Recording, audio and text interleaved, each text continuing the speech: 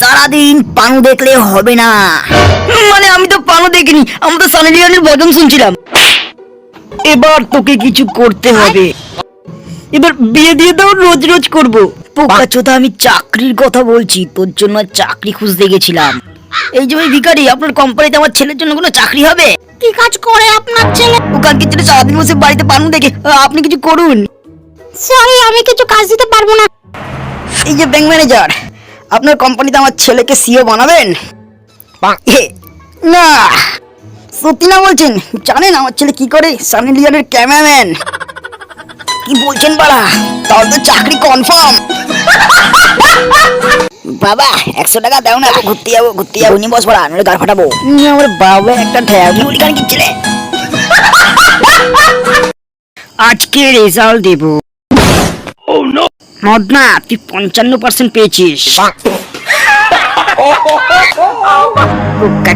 এত হাসাহাসি করে লাভ নেই, আজকে হাইস্ট নাম্বার মদনাই পেয়েছে। আমি সব থেকে বেশি নাম্বার পেয়েছি, আজ আমি হেবি গর্ভবতী।